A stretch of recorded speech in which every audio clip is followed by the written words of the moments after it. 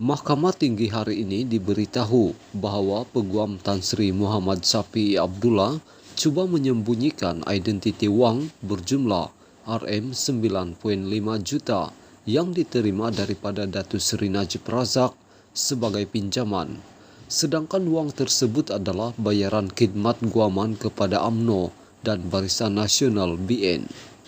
Pegawai Penyiasat Suruhanjaya Pencegahan Rasuah Malaysia SPRM Muhammad Farid Jabar, 37 tahun berkata, berdasarkan kepada dua rakaman percakapan yang diambil oleh SPRM pada 2017 dan 2018, Muhammad Syafiee menyatakan bahawa wang Rm9.5 juta itu adalah bayaran khidmat guaman. Namun dalam satu rekod percakapan dan kenyataan media, peguam itu memberitahu wang tersebut adalah pinjaman. Pada awalnya, Tan Sri Syafiee direkam percakapan dua rakaman pada 2017 dan 2018 sebagai saksi berkaitan penerimaan wang Rm9.5 juta daripada Datuk Seri Najib, yang mana Tan Sri Syafiee adalah salah seorang yang menerima wang daripada Datuk Seri Najib, yang ketika itu Datuk Seri Najib disiasat oleh SPRM. Penjelasan Tan Sri Syafiee menerusi dua rekod percakapan yang saya peroleh jelas membuktikan bahawa penerimaan Rm9.5 juta itu merupakan bayaran yuran guaman bagi kes-kes petisyen pilihan raya tahun 2004 dan 2006 yang telah selesai, katanya, dan menambah dua rekod percakapan itu diambil oleh dua pegawai SPRM. Saksi pendakwaan ke-8 itu berkata demikian semasa pemeriksaan semula oleh Timbalan Pendakwa Raya Afzai Nizam Abdul Aziz. Pada perbicaraan kes peguam itu yang didakwa menerima wang hasil kegiatan haram berjumlah Rm9.5 juta daripada Najib, dan dua pertuduhan membuat pernyataan palsu kepada LHDN. Muhammad Farid berkata beliau telah mengemukakan aduan pada 4 September 2018 yang menjurus kepada kesalahan penerimaan wang Rm9.5 juta oleh Muhammad Syafiee, yang peguam kanan itu merupakan suspek dalam kertas siasatannya. Siasatan yang dibuat oleh saya adalah menjurus kepada sama ada penerimaan dua cek berjumlah Rm9.5 juta telah diisytiharkan di dalam borang B tahun taksiran LHDN 2013 dan 2014. Daripada situ, siasatan saya mendapati bahawa tiada laporan yang dibuat. Siasatan saya juga mendapati berdasarkan rakaman percakapan dan kenyataan media, beliau, iaitu Muhammad Syafiee, cuba menyembunyikan identiti sebenar penerimaan Rm9.5 juta yang diterima olehnya sebagai pinjaman, sedangkan duit Rm9.5 juta itu merupakan bayaran bagi khidmat guaman yang telah diberikan oleh Tan Sri Syafiee kepada UMNO dan BN, katanya.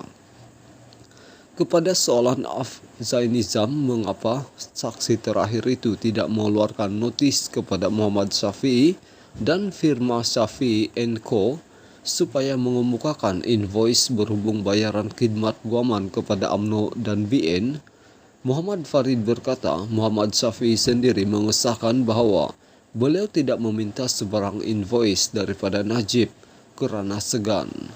Selain itu, cek Rm9.5 juta itu dibuat sendiri oleh Datuk Seri Najib kepada Tan Sri Syafiee kerana kes-kes petisyen pilihan raya 2004 dan 2006 telah selesai dilaksanakan, jelasnya. Selepas saksi pendakwaan terakhir itu selesai memberi keterangan, Afzai Nizam kemudian memaklumkan kepada Hakim Datuk Muhammad Jamil Husin bahawa pihak pendakwaan telah menutup kes. Pihak pendakwaan menutup kes pada hari ini setelah memanggil 8 saksi. Pendakwaan tidak menawarkan saksi kepada pihak pembelaan, katanya. Peguam Harvinderjit Singh yang mewakili Muhammad Syafiee mengucapkan terima kasih kepada pihak pendakwaan dan Hakim Muhammad Jamil kerana mendengar kes itu. Hakim Muhammad Jamil kemudian memerintahkan kedua-dua pihak menyerahkan nota prosiding pada 12 Jun ini untuk mahkamah meneliti nota tersebut dan dibandingkan dengan transkrip rakaman mahkamah CRT bagi menentukan ketepatannya. Kedua-dua pihak juga perlu memfailkan hujahan bertulis pada atau sebelum 26 Julai dan hujahan lisan ditetapkan pada 15 September katanya. Antara saksi pendakwaan yang dipanggil untuk memberi keterangan pada perbicaraan kes yang bermula 21 Mei 2021 ialah pengurus cawangan Ambeng, Jalan Raja Culan R. Umah Devi, pengurus cawangan CIMB Bank Bukit Tunku Rosnita Ahmad, dan bekas pegawai LHDN Syed Nasrul Fahmi Syed Muhammad. Pada 13 September 2018, Muhammad Syafiee mengaku tidak bersalah atas dua pertuduhan menerima wang hasil kegiatan haram berjumlah Rm9.5 juta melalui dua cek dikeluarkan oleh Najib yang dimasukkan ke dalam akaun CIMB Bank Berhad miliknya, yaitu cek Rm4.3 juta diterima pada 13 September 2013. Manakala Rm5.2 juta pada 17 Februari 2014. Muhammad Syafiee dituduh melakukan kedua-dua kesalahan itu di CIMB Bank Berhad, Taman Tunku, Bukit Tunku di sini, mengikut Seksyen 4-1-E Akta Pencegahan Pengubahan Wang Haram. Pencegahan pembiayaan keganasan dan hasil daripada aktiviti haram 2001 yang membawa hukuman maksimum penjara 5 tahun dan denda 5 juta atau kedua-duanya jika sabit kesalahan. Peguam itu juga berdepan dua pertuduhan terlibat dalam transaksi hasil daripada aktiviti haram, yaitu mengemukakan penyata tidak betul dan bertentangan dengan perenggan 113-1-E Akta Cukai Pendapatan 1967 bagi tahun keuangan berakhir pada 31 Desember 2013 dan 31 Desember 2014. Beliau didakwa melakukan kesalahan itu di LHDN Cawangan Jalan Duta Kompleks Pejabat Kerajaan Jalan Tuanku Abdul Halim di sini pada 3 Mac 2015 dan 29 Jun 2015 dan berdepan hukuman maksimum penjara 15 tahun dan denda 5 kali ganda jumlah hasil aktiviti haram.